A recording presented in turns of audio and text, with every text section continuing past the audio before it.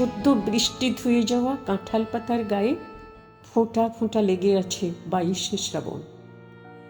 জানালার বাইরে ইলেকট্রিক তারে বিন্দু বিন্দু জল টলটল করছে, আর 4-5টা চুপচুপে চড়াই সেই ফোঁটাগুলির মাঝে বসে নিজেদের মুখ দেখছে বৃষ্টির আয়নায়। সকালবেলা যে সবজিওয়ালা তার ভিজে যাওয়া আনাজপাতি নিয়ে জল ছপ ছপ পায়ে এসে হাঁক দিল, সে কি জানে আজ তার শরীরে 22শে শ্রাবণ বৃষ্টি হয়ে ঝরেছে? 22শে শ্রাবণ তো আর 5টা শ্রাবণ দিনের মতো হতে চেয়েও হতে পারেনি। সে কেমন হয়ে রইল ঝরে পড়ার দিন। শ্রাবণ মানেই তো ঝরার গল্প, ঠিক এমনই একদিন বেছে নিতে হলো তাকে। আজকে যেদিকেই তাকাবো সবখানে 22শে শ্রাবণের ছায়া। ওই যে জানালার নিচে গুলঞ্চ ফুলের গায়ে, কিংবা বিশাল পাইন গাছের গা জড়িয়ে যে চামেলি উঠেছে, তার আধফোঁটা সাদা ফুলে একটা ঝোড়ো দিন এলোমেলো দোল খেয়ে যায়।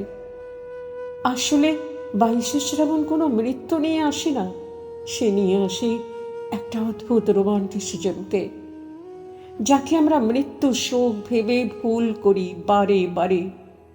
যিনি প্রেমিক তিনি শুধু জীবনের সঙ্গে নয়, মৃত্যুর সঙ্গেও চরমতম প্রেম করেছেন।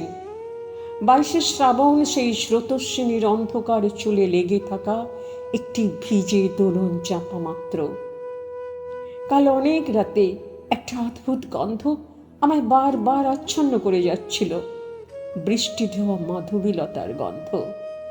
অনেকবার পেয়েছি, কিন্তু কাল মধ্যরাতে সে বড় বেশি প্রগল্ভ হয়ে উঠেছিল, যেন কাকে প্রাণপণে ছুঁয়ে যেতে চায়।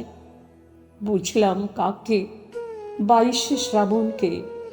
যিনি ছিলেন তিনি আছেন, থাকবেন।